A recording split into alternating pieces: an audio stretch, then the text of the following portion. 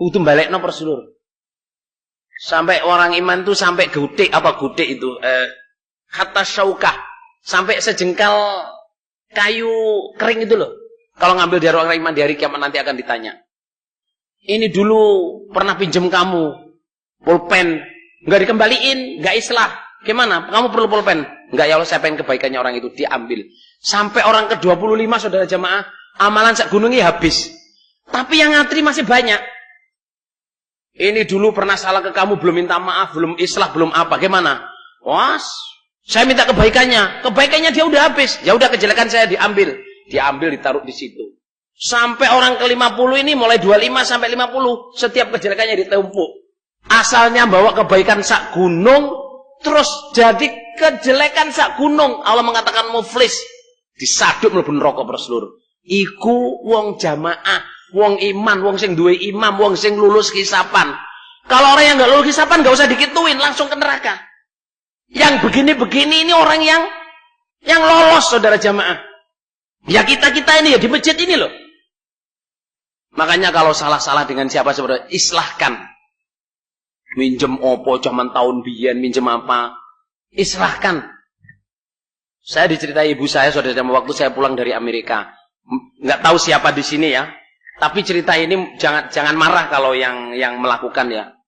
Cerita ini menurut saya ya, orang itu punya niat baik. Saya doakan mudah-mudahan Allah paling mengampuni dan diterima oleh Allah. Orang itu datang, saya pulang dari mereka tahun 96 saudara. Ibu saya itu cerita, kemarin itu ada orang datang ke saya, ngembalikin uang 700 rupiah. Batin Bukaji mau Mbak Tin, kula mbalekaken nyotron niki. Oh, aku balekno dhuwit Mbak Tin yo. Aku biyen utang 700. Lah biyen niku tahun pinten, Mak? Tahun 98 pas asrama putri. 68 saudara jamaah uang 700 rupiah niku kadang nggih. Saged tumbas jagung, kerupuk ngoten saged.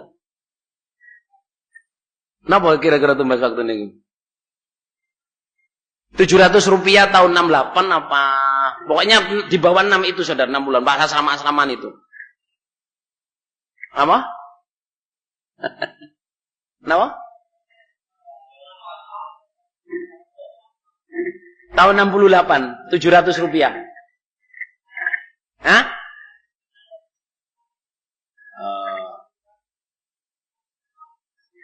Kambing satu.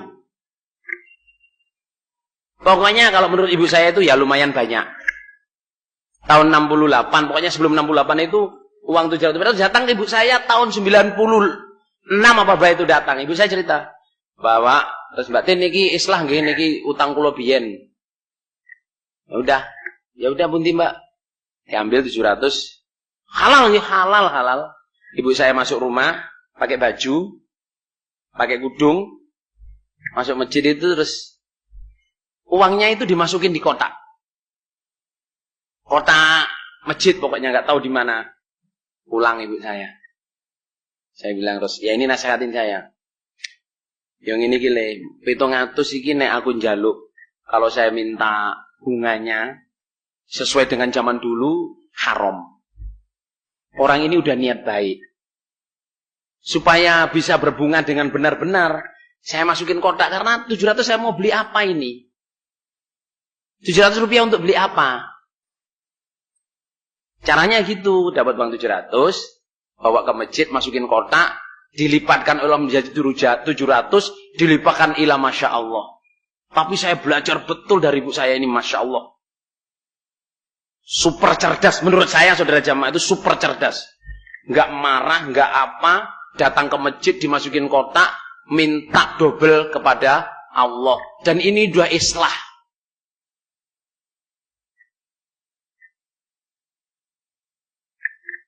Saya akan dipahami saudara jamaah. Makanya jenengan kalau ada urusan apa-apa dengan siapa saja, islahkan dulu. Diislahkan saudara jamaah. Jangan takut di sini malu, takut, tapi di akhirat nanti jadi perkara. Tahu ngerasani, tahu ngelokno, tahu menjatuhkan, tahu menfitnah, apa datangin. Mohon maaf saya. Dan gini ya, ini masalah tobat ya. Wis boleh nyimpang mana masalah tobat dulu. Ini topik tersendiri sebenarnya. Tapi nggak apa-apa, saya singkat aja. tobat itu aslinya kepada Allah. Halo? Tobat itu aslinya siapa? Kepada Allah. Bukan kepada manusia. Misalnya saya ngerasani Cak,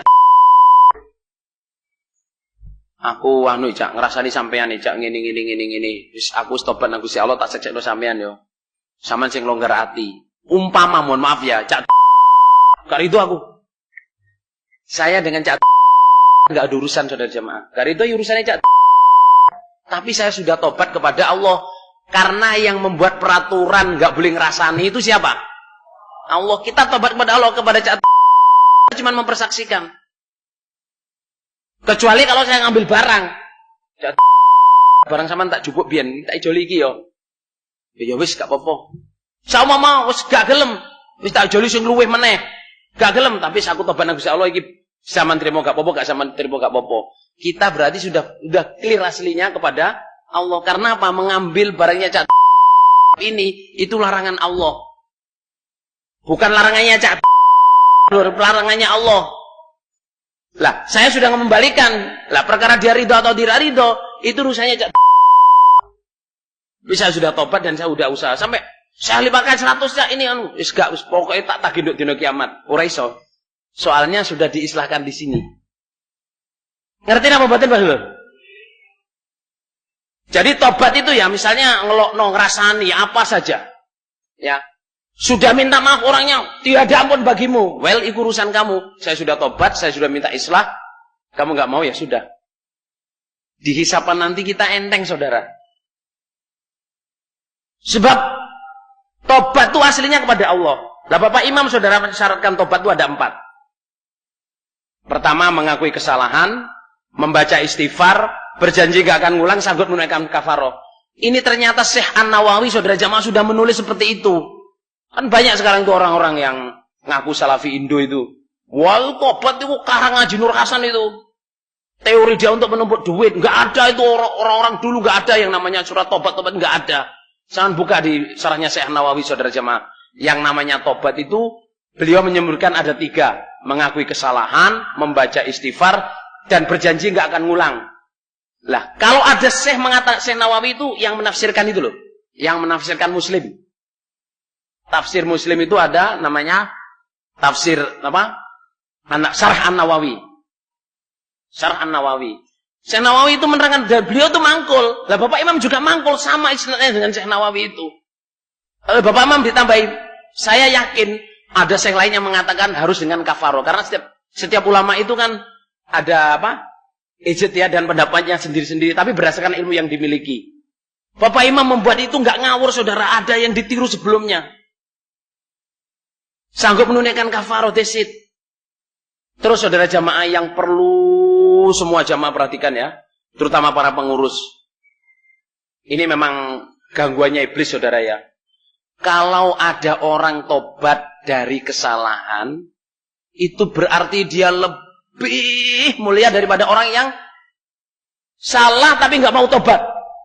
Tapi kenyataannya kalau ada orang tobat. Misalnya tobat, mohon maaf ya, ada tobat zina atau tobat pelanggaran dengan perempuan bukan sampai zina.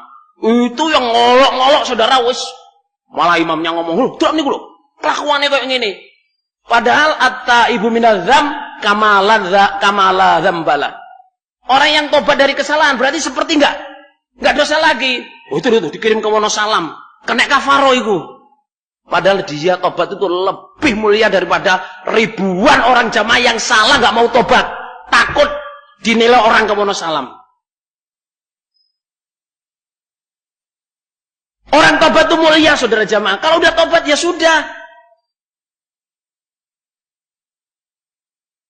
Tapi saudara karena iblis nggak suka dengan orang tobat. Orang tobat itu dihina-hinakan saudara. Lah kita itu kadang kerasukan itu saudara jamaah. Kalau orang tobat itu disisi-sisiin. Loh kena Wonosalam biar nih. Kafaro gitu biar. Justru kalian syukur alhamdulillah orang ini masya Allah mau tobat. Berapa banyak jamaah yang mohon maaf ya. Melakukan pelanggaran nggak mau tobat. Malu karena takut kafaro dikirim ke Wonosalam.